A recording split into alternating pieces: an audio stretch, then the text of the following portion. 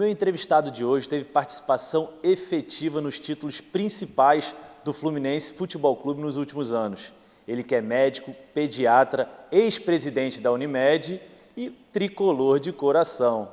Aqui do meu lado, Dr. Celso Barros. Fala, presidente. Fala, Mauri. É um grande prazer estar aqui com você e com os seus telespectadores. Obrigado por nos receber aqui na sua casa, no Rio de Janeiro.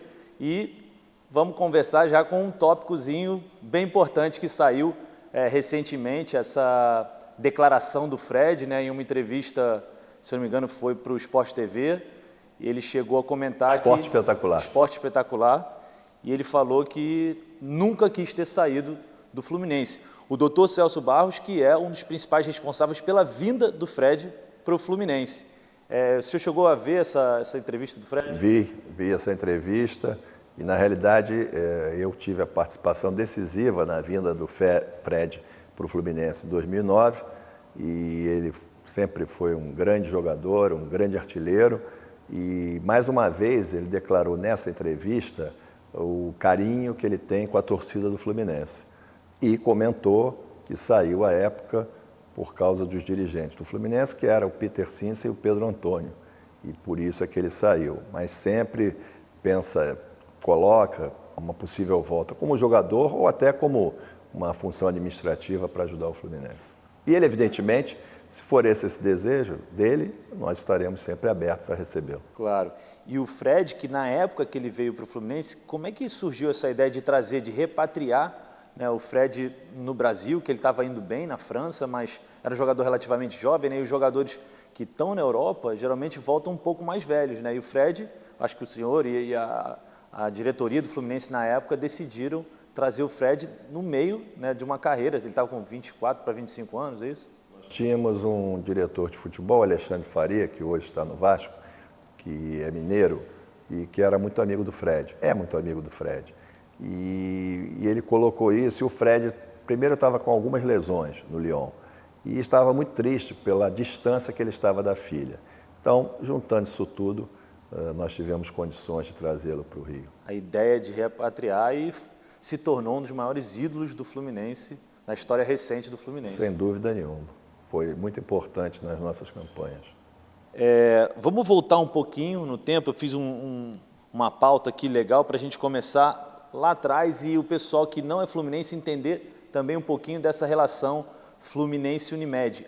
Como começou, quando começou, aonde começou, de onde que surgiu essa ideia. O senhor chegou a declarar que o Fluminense, na época que a Unimed entrou, o Fluminense estava no fundo do poço. É verdade.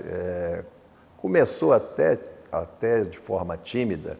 Em 1998, o Fluminense estava na Série B. Nos últimos jogos, nós compramos alguns jogos para fazer um teste, para ajudar um pouco o Fluminense à época, que era colando um adesivo da empresa, da Unimed, nas camisas. Foram alguns jogos e o Fluminense, infelizmente, caiu efetivamente. Na Série C, nós passamos a pensar o seguinte: na TV aberta, na TV fechada, o Fluminense teria todos os seus jogos transmitidos. Então, seria algo assim, para a torcida tricolor, que é uma torcida de um nível um pouco acima, de repente, classe A, B, C, a torcida ia comprar esses pacotes, né, porque ela queria ver o Fluminense sair da Série C. E os outros clubes, a gente sabe, né, que sempre, de alguma forma, gostam de ver a desgraça dos outros, né? O torcedor é meio assim. Então, a gente pensou nisso e eu acho que foi o maior sucesso. Mas ainda na Série C, o que leva um presidente, né, de uma empresa, que o senhor já era presidente da Unimed na época, a investir e virar parceiro? Porque, na verdade, a Unimed virou parceira do Fluminense, né? É o amor pelo clube ou é uma... Não, eu acho que ali, claro que amor eu tenho, lógico, mas ali foi uma estratégia de marketing, na minha opinião, muito bem sucedida. A gente chegou a conversar sobre, um pouco antes aqui nos bastidores, que a Unimed tinha em torno de 200 mil clientes, né, na época de 98, 99, e passou para mais de 1 milhão de clientes, é isso? É verdade. Eu fui diretor administrativo de 1994 a 1998. E em 98 eu assumi a presidência. E aí foi em 99 que a gente fez o primeiro contrato. Nós tínhamos cerca de 238 mil clientes e chegamos a ter quase ao final da nossa saída da Unimed, perto de 1.200.000. Um fato que para a gente ficou muito marcado, assim, na época que acompanhou o Fluminense na Série C, foi a vinda do Carlos Alberto Parreira, que aceitou um desafio tão grande, né? Ele que ainda estava muito prestigiado, né, na época, com os títulos de seleção e, enfim, trabalhos muito vitoriosos, e ele aceitou esse desafio pelo amor, eu acho que é o clube, né? E como é que foi essa relação com o Parreira logo nessa terceira divisão? Nesse início eu ficava um pouco distante dessa relação com os profissionais do clube. O objetivo basicamente era só a questão do patrocínio normal, né? E evidentemente torcer, né, para que tudo desse certo. Mas quem teve, eu acho, um grande mérito nisso foi o ex-presidente Francisco Horta. Ele que na realidade teve essa ideia de que o recurso que viesse do patrocínio, que foi acertado, seria para pagar toda a comissão técnica. Parreira, ali, Toledo, Moraci Santana, Américo Faria. Então, isso era usado especificamente para essa comissão. E, evidentemente, claro que teve o amor do Parreira ao Fluminense, um técnico nomádego, não é tão simples depois você pegar e dirigir um time na Série C. Durante o período de 99, que foi quando a Unimed assumiu, né, essa patrocínio master do Fluminense, essa parceria, até o ano de 2014 foram 15 anos e alguns títulos muito importantes para o Fluminense, que já vinha de um bom tempo sem ganhar título. O senhor consegue destacar algum título dos 3 estaduais, a Copa do Brasil e os 2 brasileiros? Eu acho que os 3 estaduais foram importantes, como sempre são, né? Mas na realidade, acho até que foram poucos, né? Podíamos ter vencido mais estaduais. Creio que aí é evidente que a Copa do Brasil para mim foi muito importante em 2007. O Fluminense estava num jejum de títulos nacionais há muito tempo. E também os 2 brasileiros, porque se você pensar, o Fluminense hoje tem 4 campeonatos brasileiros, 1970, 1984, 2010 e 2012. Em 4, 50% foram a época do patrocínio da Unimed ao Fluminense. Então, acho que foram muito importantes esses títulos. Mas realmente, essa Copa do Brasil foi um período que o Fluminense estava muito tempo sem um título nacional. Exatamente. E aí eu acho que teve uma importância, né? Teve um gostinho teve um valor, de voltar assim, à elite do futebol muito brasileiro. Grande, né? Muito grande. Foi extremamente importante. E, na realidade, é a única Copa do Brasil que o Fluminense tem até hoje. E a gente falou sobre os títulos aqui do Fluminense, mas a gente não falou sobre 2 momentos que foram muito marcantes na época Fluminense Unimed, que foi a arrancada de 2009, que acho que ali foi onde se criou o time de guerreiros. Isso. E também da final da Libertadores, aquele momento super emocionante para a torcida do Fluminense, que tinha o título nas mãos e deixou escapar. Esses 2 momentos, o senhor pode falar? Vou falar para você assim que o momento assim mais triste que eu tive no Fluminense foi essa final da Libertadores contra a LDU. Não pela festa, a festa foi, olha os contrastes, foi talvez a festa mais linda que o Maracanã já viu e que a torcida do Fluminense proporcionou. No entanto, o Fluminense naquele ano teve a melhor campanha da Libertadores, né, primeiro lugar, e foi disputar a final com a LDU. O time estava bem, a LDU naquela época era um time forte, e nós fomos jogar em Quito, e aquela altitude, era muito início desses estudos de altitude, o Fluminense não foi bem. Aí a gente vem para o Rio, aquele clima maravilhoso. Não me lembro, o Thiago Neves fez uns 3 gols, uma coisa assim. Foram 3 gols na final e eu acho que o primeiro jogo, se eu não me engano, foi 3-1, é isso que o Fluminense perdeu? 4-2. 4-2. Mas estou falando aqui no Maracanã. Fez 3 gols, perdeu um também. Teve um pênalti no Oscar, aquele juiz horroroso. O Fluminense só não fez chover. Tal de Baldassi. Os jogadores vão para a prorrogação, teve prorrogação, extenuados, vão para o pênalti, que aí já é uma coisa, né, terrível, né? E ali, mais uma vez, o juiz se mostrou parcial, porque o jogador cobrava o pênalti, a bola entrava, o goleiro, né, não queria nem saber, vinha andando para falar com ele, e ele mandava repetir o pênalti. Quer dizer, um absurdo, o jogador já com as pernas daquele jeito, acabamos perdendo. O que eu volto a dizer foi, na minha opinião, no tempo do patrocínio, uma das maiores tristezas que eu já vivi no Fluminense. E por que isso? Você falou uma outra coisa, time de guerreiro, acho que a gente pode avançar aqui nessa conversa, porque eu sabia o seguinte, para repetir o momento de 2008 não é fácil. Um clube que estava muito longe da Libertadores, eu acho que foi a única final que o Fluminense chegou, seria muito difícil. E eu também sabia, pelo menos pensava, que o ano de 2009 ia ser uma grande ressaca. Seria muito difícil, né? E aí o que aconteceu? O clube fez um brasileiro que quase foi rebaixado. Foi onde aconteceu a arrancada, né? Onde os final, matemáticos... No final, estava lá o nosso querido Cuca, né? E nós conseguimos sair. E, curiosamente, naquele ano, nós fomos também de novo à final da Libertadores, né? Contra a mesma LDU.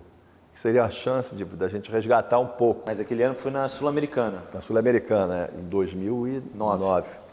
2009. Aí teve aquele lance do Fred, da cotovelada aos 30 minutos, nós perdemos o Fred e aí não conseguimos chegar num resultado que nos levasse à conquista. Então, para o telespectador que está assistindo aqui, que não é fluminense, que não acompanhou essa época, então 2008 foi a final da Libertadores, onde o Fluminense teve, acho que, se não me engano, o melhor jogo na Libertadores durante a final, jogou muito bem os 90 minutos e acabou perdendo nos pênaltis. E em 2009 teve a famosa arrancada do time dos Guerreiros e fez a final da Sul-Americana também contra a LDU e teve aquele lance do Fred. Então esses foram dois momentos muito marcantes nesse período de Fluminense e Unimed, né? Claro. Assim, dos momentos mais tristes, né? Dos momentos mais alegres foram a Copa do Brasil e os brasileiros. Né?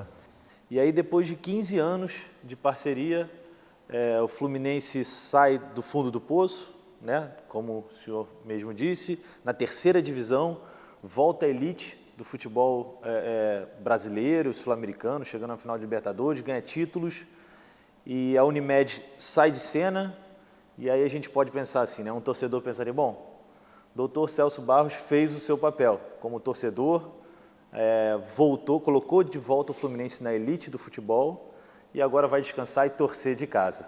É isso que a gente pensaria, né, como torcedor. Você já quer me aposentar? Né? Mas não. E aí, alguns anos atrás, há 2, 3 anos atrás, o senhor se motivou de novo, de alguma forma, acho que de repente viu uma situação, até tem umas aspas aqui que eu coloquei, que o senhor chegou a comentar que o Fluminense estava morrendo e quis entrar de novo na política do clube, até foi candidato à presidência e agora com essa união, né, com o Mário e com o Tenório para vir à presidência. O que lhe fez voltar, essa paixão pelo clube, voltar à atividade política no Fluminense? Evidentemente, eu acho que a paixão não acaba nunca, né? Nós cumprimos uma etapa. Foi um momento de 15 anos no patrocínio, um dos patrocínios mais longos do futebol brasileiro e também case de sucesso. Enfim, e aí saímos. Aí em 2016, alguns amigos me falavam e tal, candidatura, e eu acabei me envolvendo nisso, decidi muito em cima, faltando 2 meses, os outros candidatos já estavam com uma estrutura grande, mesmo assim fomos lá, tivemos, na minha opinião, um número de votos bem razoável para quem entrou sem recursos e com 2 meses de campanha. E aí, tudo bem, veio essa gestão atual que está aí. E aí a gente começou a ver que a gestão prometeu uma série de coisas e, evidentemente, não cumpriu, né? E o presidente atual começou a ser muito criticado pela torcida, né? Por uma série de atitudes, que nem vem ao caso agora a gente discutir aqui. E, enfim, até que chega o momento que ele resolve, então, entendendo que talvez tivesse que sair por causa do tumulto no clube, na torcida, nas dificuldades, ele propõe a história da antecipação das eleições. Mais de 80% comparecem às urnas, aprovam isso e agora nós estamos aguardando que ele marque. Tem que marcar uma eleição antecipada que seria no final do ano e já estão querendo que seja... Não, mas a eleição, ele mesmo disse, teria que ser logo, não pode ficar com esse processo até maio, junho, julho, porque aí senão ele pode até se aproveitar e dizer, então vou ficar até novembro, dezembro. Que aí seria antecipado. E aí é fazer o sócio, me desculpe, iludir o sócio, né? Uma dúvida que o público de casa deve ter também, e que o torcedor do Fluminense tem, é como funciona a questão dos votos no Fluminense. Porque a gente entendeu que a FluSócio é um partido político, mas eles votam, só os sócios que votam, ou eles também têm direito de votar? Como é que funciona essa questão? Mas, na realidade, quem vota são os sócios do clube, né? O clube tem sócios proprietários, a categoria de sócios proprietários, sócios contribuintes e os sócios futebol, que o Fluminense abriu isso. Recente. E agora, para a última eleição já teve, e que é um grupo importante. Mas, na realidade, também esse colégio eleitoral, ele sofre muito quando o clube vai mal, quando o futebol vai mal. Muita gente deixa de pagar, fica chateado. Quer dizer, o torcedor, às vezes, tem toda a razão em ficar assim, mas ele entende que se ele não entende que se ele não participar, vai ficar pior. Entendeu? Então, é melhor, às vezes, pagar a mensalidade lá de sei lá, 35, 25, não sei, e ter esse direito de votar. Ele vai poder influir para o clube melhorar. O que tem que ser mudado, na realidade, é toda essa estratégia do sócio futebol no Fluminense. Se você pegar, por exemplo, o Grêmio Internacional, é um sucesso absoluto. Eles têm estádio e tudo mais, facilita. Mas, evidentemente, que dá para você fazer um processo como uma grande marca com o Fluminense, com o número de torcedores que o Fluminense tem, muito melhor e muito maior. E pode se tornar uma receita muito importante para o clube, como é para o Grêmio e para o Internacional. Então, um pouco desse novo projeto que está sendo falado para o Fluminense, hoje a gente vê o Fluminense estruturalmente separado, né? A gente vê o CT na Barra da Tijuca, a gente vê Xerém, que é onde fica a base do Fluminense, e a gente vê as Laranjeiras, que é o clube social do Fluminense, onde os esportes olímpicos ficam, né? A maioria dos esportes são lá. Qual seria o foco principal dessa nova gestão? Seria a montagem do elenco? Seria reforçar ainda mais o elenco? Seria o futebol profissional? Ou seria melhorias em Xerém e no clube social? O Fluminense tem uma coisa que se chama o seguinte, é Fluminense Futebol Clube. Então, o futebol tem que ser prioritário nisso. Essa é uma discussão meio difícil, pode ser meio complicada, mas tem que ser. Mas, evidentemente, dá para você conseguir fazer essa gerência. Claro, quando você fala em futebol, você tem que estar muito atento ao CT profissional e à formação de base de Xerém, que é fundamental. Quando você pensa no clube social nas Laranjeiras, dá para fazer uma série de coisas. Uma vez eu fui numa reunião do conselho e tinha até médico, conselheiro, lamentando que naquele grande salão ali não tem mais nada. Ele até falava com saudades de quem, só talvez os mais antigos saibam, a Orquestra Tabajara, que tinha um baile. Dá para fazer muita coisa ali. E, evidentemente, os esportes olímpicos têm o seu custo, de repente separado, né? E trabalhar talvez com um número menor de opções de esportes, né? Porque é muito difícil. Hoje, com essas dificuldades que o clube vive, manter tudo isso. E é muito triste quando você vai em Laranjeiras, você vê um monte de coisa quase quebrando, piscinas interditadas. Quer dizer, isso é uma coisa muito triste. E, evidentemente, o sócio que quer ir na piscina, que quer fazer uma coisa desse tipo, não tem, ele está pagando aquilo para quê? Então, o Fluminense precisa repensar muito essas situações. E, evidentemente, o CT gerou um custo também alto. Porque antigamente o Fluminense treinava nas Laranjeiras. Exatamente. É um CT inacabado, as suítes que estão projetadas não foram terminadas, não tem água potável, tem que comprar água, não tem luz, não tem rua ainda. Mas então, de repente, difícil. O foco dessa gestão seria melhorar Xerém e, eventualmente, melhorar o CT ou as Laranjeiras? Não, a gestão tem que trabalhar focada na história do que é o Fluminense, o futebol. Então, futebol eu vejo profissional e Xerém como prioridade. E, evidentemente, a parte social dá, como eu disse, para fazer algo melhor e também redimensionar a questão dos esportes olímpicos. Então, outro tópico aqui que é importante a gente falar foi que quando o senhor era candidato à presidência do Fluminense, né, um pouco mais de um ano atrás, o Thiago Neves saiu, né, publicamente e fez um vídeo dizendo que se o senhor virasse presidente, ele, com maior orgulho, estaria disposto a voltar ao Fluminense. O senhor chegou a ver essa entrevista? Claro, o Thiago Neves, para mim, é um grande jogador, talento incrível. E eu contactei o Thiago Neves, estive até em Dubai no período, e ele depois, acertamos tudo de contrato. E não teria custo de aquisição, e ele então fez a gravação dizendo que se eu vencesse, ele teria o maior orgulho de voltar para o Fluminense. Inclusive a esposa dele é tricolor. Infelizmente a gente não venceu, e ele acabou indo para o Cruzeiro. E você vê, o Cruzeiro foi bicampeão da Copa do Brasil, depois que o Thiago Neves chegou, não estou falando que é só ele, Claro. Tem um bom time, mas o Cruzeiro foi importantíssimo nessas Gol dele, duas né, conquistas. Exatamente. Ele é um cara que ele consegue manter, né, depois dos 30 anos, ele conseguiu manter uma forma física muito boa e ser decisivo em partidas importantes, né? E ele tem um pouco da cara do Fluminense. Ele é um craque, um craque. E hoje eu acho que estão mudando esses conceitos também, né? Quer dizer, de jogador, da questão da idade. Claro. Eu me lembro que o Romário foi artilheiro do campeonato, acho pelo Vasco brasileiro, campeonato difícil, com quase 40 anos. Exatamente. Um outro nome que a gente poderia mencionar também, que trabalhou com o senhor na época do Fluminense Unimed, é o Thiago Silva. E eventualmente ele vai querer voltar para o Brasil, né? Ele não vai ficar jogando fora muito tempo. Ele já mencionou essa vontade de terminar a carreira um dia no Brasil. Acho que está longe ainda, porque ele ainda está em altíssimo nível, mas seria um outro nome? Você tem uma boa relação com ele? Tenho, graças a Deus eu tenho. A maioria dos jogadores que passaram do Fluminense uma relação muito boa.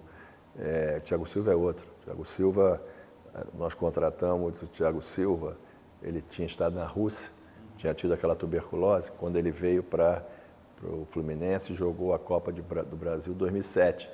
Thiago Neves era garoto, Thiago Silva era menino, Thiago Neves era reserva do Carlos Alberto.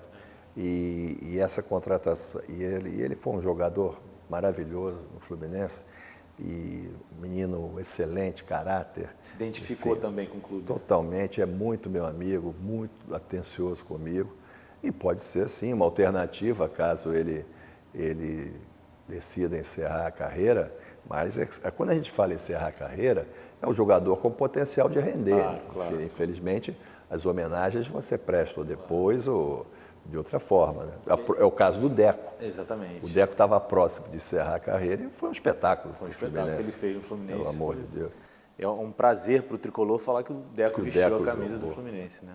E eu acho que assim, o que muita gente não entende é que no futebol muito acontece na base do relacionamento. Claro. Né? Então, um outro nome que veio em pauta que não é jogador é o do diretor atual do Palmeiras, o Alexandre Matos, que também tem uma boa relação com o senhor, e o senhor chegou a comentar que gostaria que ele um dia fosse o diretor de futebol do Fluminense.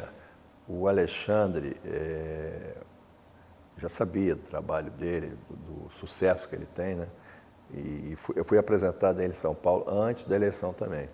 E naquela época eu acho que ele estava com alguns problemas e eu conversei com ele que se fosse eleito, que ele pudesse vir. E ele praticamente confirmou a época. Depois passou, nós fomos eleitos, ele seguiu a vida. Acho que ele hoje está muito bem também, como sempre esteve, né?